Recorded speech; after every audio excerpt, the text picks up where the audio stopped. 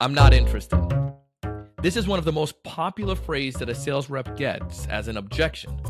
How do you handle this? On today's episode, I'm going to give you some insights that can not only help you handle this, but also to reduce the possibility of you actually getting these in the first place. You're going to enjoy this one.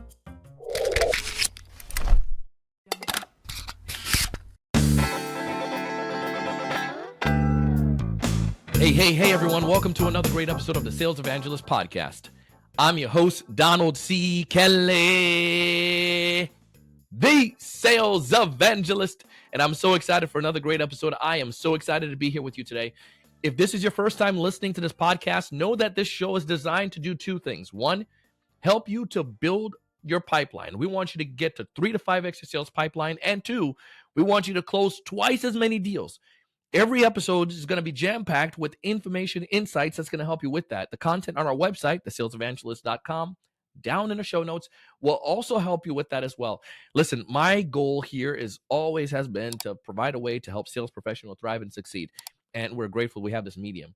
So go ahead and connect with me on LinkedIn as well, Donald C. Kelly. You can connect with our company, check out some of our upcoming training cohorts, and definitely check out our sponsors. Now, as we dive into the episode today, I'm going to break down and give you some insights regarding a common objection, a common challenge that we face as sales professionals.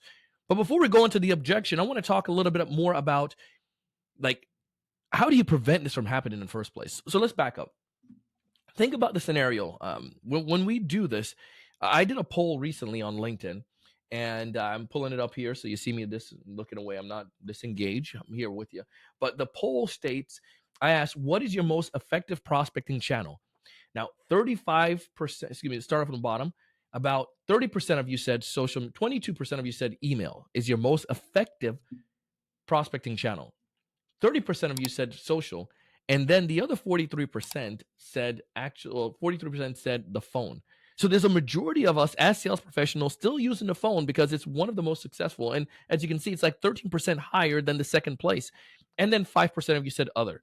Now, other include a different variety of stuff. But here's what I want to point out, though. Of those channels, the one that you probably get the most rejection right out the gate from is the simple fact that we're not interested. When it comes to an email, people just don't reply oftentimes to email if they're not interested.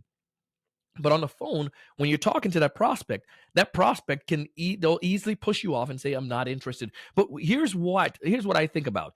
Most people who give you tactics and strategies, they focus so much on like how to best say it, the reaction. You're getting this objection, but why are you getting this objection in the first place? Wouldn't it be more fascinating to focus on people that you're interested in? And I get this back in the days when you're looking at, going back in the stone ages of prospecting in the 70s and 80s and even 90s and early 2000s, when you don't have a lot of data on the prospect. Therefore, you create a list in some of these tools. Back then it was like data.com or whatever these resources, and Dun and Bradstreet. And I'm just going to call these people because they represent my ICP. In our era, there's not many excuses anymore when we can take advantage of tools that give us intel on the possibility of someone being interested. So let's give an example. For instance, you can go on LinkedIn Sales Navigator, and I'm not pushing LinkedIn because they sponsor my podcast and because we do stuff together. However, it is just genius. I can go on LinkedIn and I can build a list of companies that fit my ideal customer profile, but also has trigger events that increases the possibility of this person being relevant or maybe have more interest in what I have to offer. So for instance, if that person is new in their position, maybe the company is hiring, and I've stressed this over and over, perhaps they have a solution that they use a software that you could work with. So let's say if we use, and this is not the case, but let's say that Microsoft Dynamics, for instance, if we work with Dynamics and our company put organize and set up Dynamics and make sure people have all the cool things they can get for benefits from Dynamics, it would be advantageous for me as the sales rep to be able to find those companies that are using them, maybe managers that are new to their roles or folks that are in marketing, and I could reach out to those individuals and have a conversation. It's simple, right? That increases the relevancy possibility. And then you could take advantage of tools that have intent-based features And I'm stressing these things over and over. You heard me talk about them on other podcast episodes. But think about it. If I use tools such as Apollo or Zoom Info, these tools have capabilities to give me some insights into whether somebody may be interested in our industry, have intent. Now, the final thing, you take advantage of tools like Sixth Sense as well that give you that intel. So now let's go back and think about this. Relevancy factor. Who would be the ideal person that would oversee something like this for your company or your product? Well, maybe it's marketing. Then now I need to focus on marketing. If it's sales, then I focus on the new sales leader in that organization, and vice versa. And if they have intent, if I know those people are relevant because they have that interest, they're in a new position, they probably want to get some of these things fixed. There's a higher possibility of me having a conversation. You can also look for signs or triggers on social media. Maybe there's a list of companies that you've built and you're following, and you see some of the things that are happening in their organization, or you read magazine and you see some, or blogs daily, and or updates and industry insights, and you're seeing information about those organizations or that are happening in industry. You can leverage that. I'll give you an example that could be one. Like, say, for instance, there's a political shift or there's a new law in a state that may be hindering technology use, or some kind of an aging technology. Then possibility of me bringing that up to someone that has been over that. Let make something up. Let's just say, for instance, electric grid. Say companies I sell to, the electric, some of these manufacturers that work with electric companies, right? And I see that all of the manufacturers that work with electric companies must have solar or emission reduction stuff in their company. I'm making this all up. If that's the case, and I read about this, and I'm looking at some of these intent-based solutions that people who have new positions and maybe they're searching for stuff relevant to solar, and we provide some kind of solar help to help reduce their emission, wouldn't it then be advantageous for me to use that or leverage that messaging to those people new in those roles, and I can have more conversation? The point I'm trying to get at, before you do the outreach, before you get not interested, let's identify people who have a higher possibility of being interested. So now if I get that call, I'm on the phone, right? The 43% of you said you're using the phone, and maybe you're talking to 10 people a day. And of those 10 people, 6 of them are telling you they're not interested. Then if I refine my focus and refine this list, perhaps I'm getting 3 of them that are not interested. What do I say to those 3 now? And that's the next step in this conversation. Ideally, what I find when people tell me they're not interested in a solution, what I like to do is I like to think about this from their perspective. Either they don't want to talk to me, like straight up. I just called them. I interrupted their day. I interrupted something that they're doing, and I don't care what you say. It's an interruption, even if it's of value, right? I mean, I interrupt my kid if he's doing something that's going to hurt him. That's interrupting. Yes, it's valuable. I don't want him to, step into the pothole. I'm interrupting what he was doing. So, but it doesn't mean that the interruption can't be valuable. So let's just change that in your head. They want to wait for this matter to, solve this matter later. It's not something that they want to focus on right now. It's not a major issue. They have time before this regulation come down from the electric company. So they're fine right now and don't want to do anything to make a change at this moment. And therefore, this interruption, I don't want to talk to them. I'm going in a meeting in 5 minutes. Cool. The next thing is that this issue is, it's too complex, and maybe they have somebody else that they're working with, or perhaps they're not even a person to work with this problem. So with all of those things, there could be some reasonings behind this not interested. And again, I'm focused, and be honest, nobody just wants to talk to a salesperson. Like, no one gets up and giddy and get excited and said, "Oh my goodness, a sales call. I want to get a sales call today." No one wants that. So if that's the case, and you understand these things, there's a reason behind it, the no. Don't focus on the not interested per se. Understand that there's a deeper reason, and you just don't know that reason yet.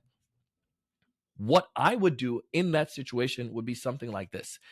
I get it. I'm not be pushy and not try to do any tricks and say we're going to give you discounts or any of that garbage. That's not what they're trying to get at. I might say, Mary, I appreciate that. Thank you so much. I know I kind of interrupted your day. Before I go, and I usually say before I go because to let them know that I'm not trying to linger, I'm going. Before I go, is it appropriate if I ask you one question? Like, sure, what's going on? I know you're not necessarily interested in looking right now. Is there a particular reason for that? Is it just because it's not a priority? You have something else that's going on, but you know you need to get take this regulatory change, or perhaps you guys already have a vendor you've selected. To be honest, Donald, it's not something that I focus on, and I have a meeting that I have to go to. Is there someone else that you recommend that I connect with in the organization to address this? Yes, reach out to David. I just made that conversation meaningful. One of the stats that my BDR track is meaningful outreach, meaningful conversation. And we're doing meaningful outreach to these type of clients or prospects, and they're having meaningful conversation. A conversation is meaningful when they get intel that can help move the possibility of that deal forward. That's critical. So now I got that intel from them. Might ask, is David email similar to yours? dsmith@abc.com. Yes, that's it. Now I can go ahead and reach out. Would it be appropriate if I told them that I connected with you? Yes, go ahead and connect. Tell them, and if whatever information you find, share it with me. But I just got some more intel from that. Now, all your prospects are not going to be that willing to pass or share information. They probably say, I don't have that. Well, it's okay. You can go ahead and use tools like Apollo to get their email address. But the critical component there, back off a little bit. Don't be pushy. Say, yeah, before I go, is it appropriate if I ask you one question? I mean, most people are not going to say no. They might say, yeah, Donald, I just don't have the time for that or whatever. Could I email you? Yeah, sure. But at least now you can send the email, and I will send a video email to give that personality to it, and so I can explain more than I could explain in a text. But I would ask at that point, is it possible? Is it appropriate if I ask one more question, and then you just find out. You can give them options at some of the things like I shared. Is it because you currently have a vendor? It's not a priority right now. You just have a meeting, and you're not necessarily focused on this. It's something I'm open to, Donald, but I'm just too busy right now. Perfect. Would it be appropriate if I called you then to say next Thursday or next Friday? Great. What time works better for you? Awesome. Now I have an appointment booked. And all I'm trying to do at that point is a 5 to 7 minute meeting. I use that line too. I can tell you the exact phraseology. I wrote it down so I can have you. So I might say, if we could do a 5 to 7 minute call, would you be open to that? They might say, yeah. So again, go back to the value of what we're going for. She said that, something that we're open to.